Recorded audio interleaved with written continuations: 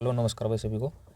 पिछली वीडियो में मैंने 88 तक प्रश्न कर लिए थे और इसमें हम 89 से आगे कंटिन्यू करेंगे।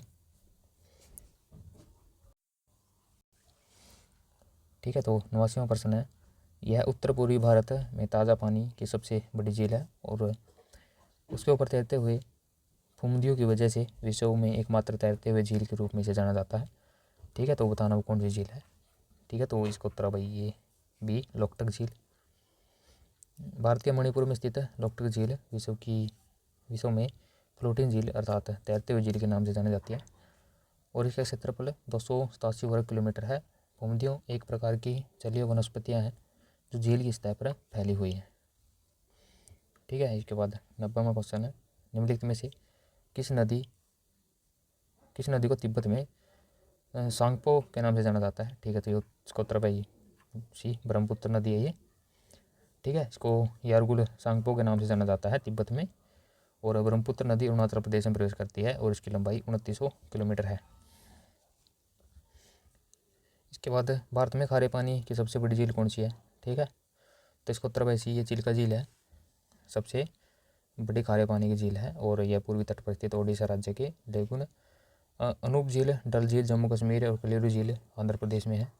ये पुलिकट झील विस्तार इसके आंध्र प्रदेश में है और तमिलनाडु में है। ठीक है, ये पुलिकट झील। इसके बाद नेक्स्ट 92वां क्वेश्चन है भाई। ठीक है, ये वर्षा से रिलेटेड है, ये क्वेश्चन है HSC एग्जाम पे। ठीक है, निम्नलिखित कथनों पर विचार करना है। सब मेघ ऊंचाई पर बनते हैं और इसके बाद कपासी मेघ और रुई जैसे दिखते हैं और स्तरी मेघ परतदार बादल होते हैं जो आकाश में वृद्ध भाग में आच्छादित होते हैं और वर्षा मेघ काले व गहरे भूरे होते हैं। ठीक है, तो इनमें ये बताना है कि कौन सा सही है और कौन सा गलत है।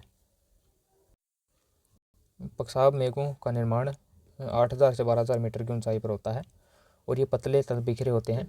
कपासी मेघ की ऊंचाई पर छोटे सफ़ेद और रुई जैसे दिखाई देते हैं और इन दोनों से वर्षा नहीं होती है। ठीक है, ये कपासी मेघ इनसे और पक्षाब मेघों से इनसे बारिश नहीं होती है।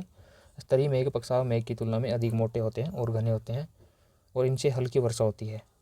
वर्षा स्तरीय मेघ काले घने और आकृति विहीन होते हैं जो आकाश को ढक लेते हैं और ये लगातार लंबे समय तक वर्षा करते हैं।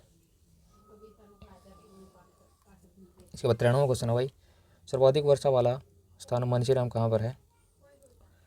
ठीक है, तो ये भाई खासी पहाड़ियों पर है। ठीक है, खासी पहाड़ियों पर है ये, जहाँ पर सबसे ज़्यादा वर्षा होती है। मानसीराम ये खासी पहाड़ियों पर स्थित है और खासी पहाड़ियाँ मेघालय राज्य के शिलांग पठार में स्थित है। इसके बाद 49वां क्वेश्चन है, उत्तर पश्चिम भारत में किस कारण से सर्दियों में वर्षा होती है। ठीक है, तो इसको उत्तर वही डी, ये पश्चिमी विक्षोभ के कारण होती है, पश्चिमी विक्षोभ के कारण।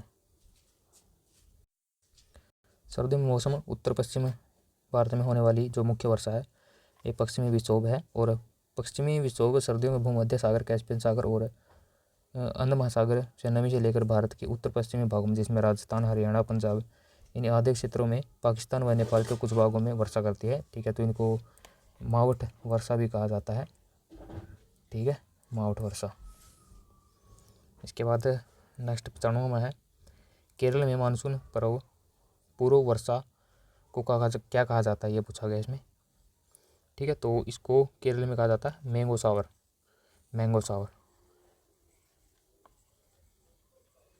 ठीक है, मैंगो सावर कहा जाता है। ठीक है, केरल में मानसून के पूर्व होने वाली जो वर्षा होती है उसको आम्र वर्षा के नाम से जाना जाते हैं और आमों को जल्दी पकाने वाली सहायता देने के कारण इस वर्षा को आम्र वर्षा कहा जाता है। इसके बाद वन क्षेत्र और मृदा, इससे प्रश्न जो आए हैं। ठीक है, 96वां क्वेश्चन है, भारत में वार्षिक वृक्षारोपण समारोह वन महोत्सव ठीक है किस महीने मनाया जाता है ये बताना है। तो ये मनाया जाता है जुलाई महीने में।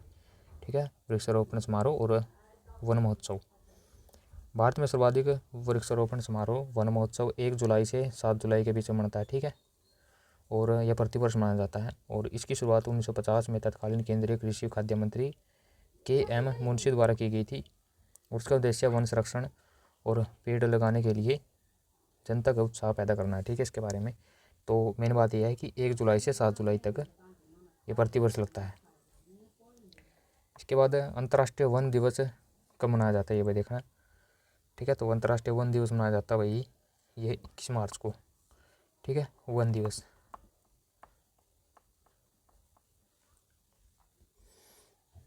अंतर्राष्ट्रीय वन दिवस प्रत्येक वर्ष 21 मार्च को मनाया जाता है और यह संयुक्त राष्ट्र महासभा में सभी प्रकार के वनों के महत्व की जागरूकता बढ़ाने के लिए वर्ष 2012 में 21 मार्च को अंतर्राष्ट्रीय वन महोत्सव घोषित किया गया था, ठीक है। 2012 से शुरू हुआ था।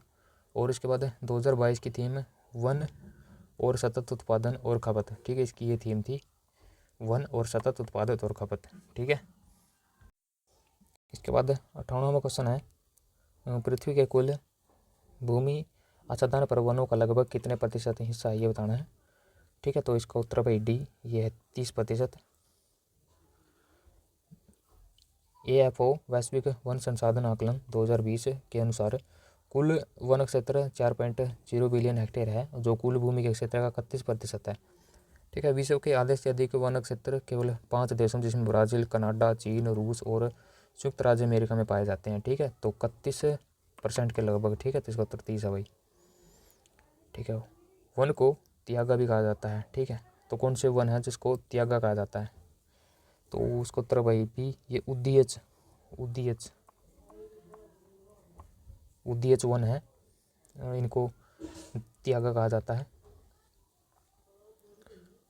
त्यागा वन को उद्दीयच बनी बोरल फॉरेस्ट, बोरियल फॉरेस्ट वन और हिम वन, स्नो फॉरेस्ट भी कहा जाता है, ठीक है, जो त्यागा वन है। और ये उप आर्कटिक क्षेत्र के जंगल हैं जो उत्तर में टुंड्रा और दक्षिण में समशीतोष्ण जंगलों के बीच में स्थित है। और विश्व का सबसे बड़ा जो टैगा है वो रूस में है, प्रशांत महासागर के यूराल पर्वत तक फैला हुआ है।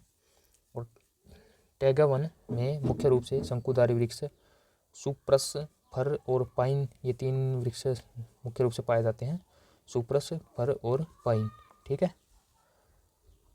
इसके बाद 100वां क्वेश्चन है भाई, वसंत ऋतु पत्तियों के रंग की घटना किसमें होती है बताना है। तो वसंत ऋतु में पत्तियों के रंग की जो घटना होती है ये पूछा किसमें होती है, तो ये होती है भाई समशीतोष्ण पर्णपाती वन में। समशीतोष्ण पर्णपाती वन पत्तियों के रंग की घटना जो वसंत, ग्रीष्म और सर्दी ऋतु में पाई जाती हैं। और वसंत ऋतु में नई पत्तियां निकलती हैं जिसका रंग हरा होता है, और जैसे जैसे गर्मी बढ़ती है तो पत्तियां गहरी हरी हो जाती हैं, ठीक है।